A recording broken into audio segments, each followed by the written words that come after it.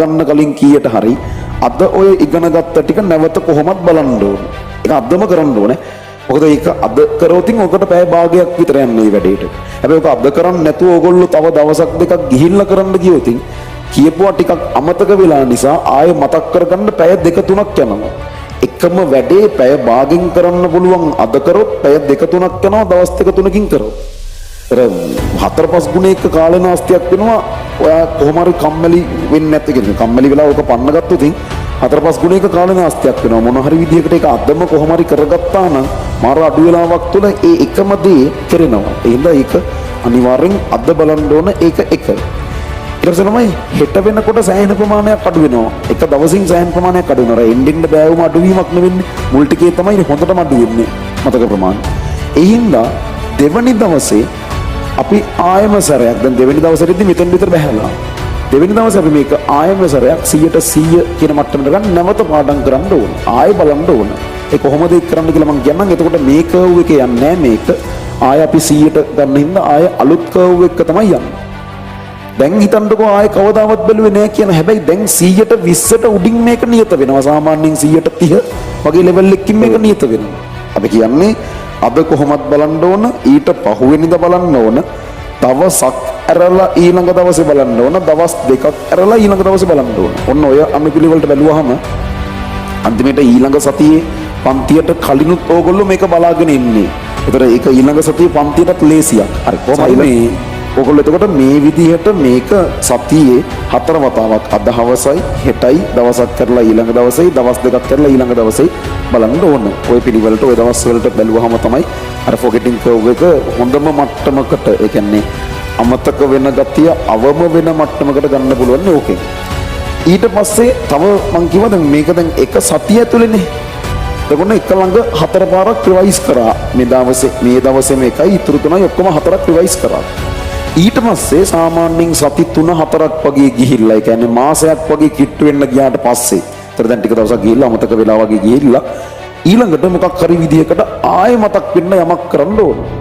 ඊළඟට එතන ඉදනුත් තව මාසයක් වගේ ගියාට පස්සේ ඒක ආයෙත් මතක් වෙන්න ආයෙ මොකක් හරි කරන්නත් ඕන. ඒ මොකක් හරි කියලා මොකද්ද කරන්න කියලා මම කියන්නම්. එහෙම කොහොම සතියට අදාළ වැඩ හතරේ තියෙන්නේ එකක් නෝට් එකත් එක්ක සාමාන්‍ය සාම්ප්‍රදායික විදිහට පාඩම් කරන එක. දෙවැනි එක ඔඩියෝ රෙකෝඩින් එක වොයිස් රෙකෝඩින් එක අහන එක. තුන්වෙනි එක වර්ක්බුක් එකේ ප්‍රශ්න ටික කරන එක. හතරවෙනි එක තමන් මොනවා හරි ඔය කීනෝට් වගේ දෙයක් හදනවා නම් ඒක හදන එක. එහෙම නැත්නම් නැවත පාඩම් කරන එක. ඒ විදිහට තමයි ගන්න වෙන්නේ.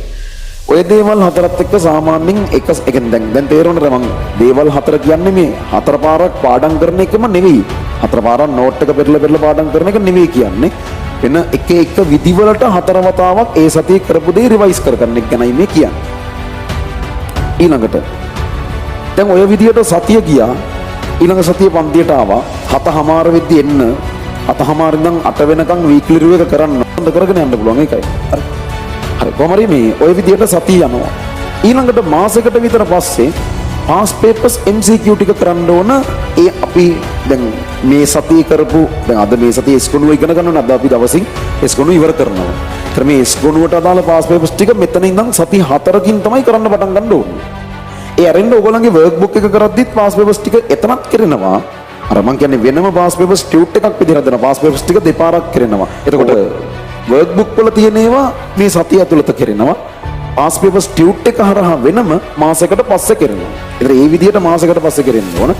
ඊළඟට ඉනෝගනික් ඔක්කොම ඉවර වුණාට පස්සේ ඒ කියන්නේ අප්‍රේල් වල ඉනෝගනික තේරුණාට පස්සේ තවත් මාසයකට වගේ පස්සේ අර වොයිස් රෙකෝඩින් ටික ඔක්කොම ටික එක දවසක් දාලා මුල ඉඳන් අගට අහන්න ඕන S9 ඉඳන් D9 දක්වා ඔක්කොම ටික ඒ මුළු ඔක්කොම ගත්තම මම හිතන්නේ පැය 3-3:00ක් වගේ තියෙනවා. ඒ කියන්නේ සරලව කියනවා නම් ඒ වොයිස් රෙකෝඩින්ග්ස් ඇතුලේ මේ අපි මාස දෙකක් පුරාවට දැන් එක දවසකුත් පැය 6ක් විතරනේ පන්තියේ.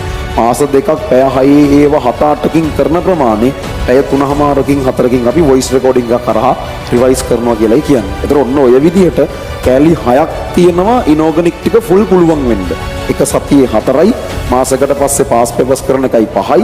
තව මාසයකට පස්සේ මුළු ඉනෝගනික් එකම රිවයිස් වෙන්න ෆුල් වොයිස් නෝට් එක අහන එකත් එක්ක 6යි. ඔහොම තමයි කාරණා ටික යන්නේ.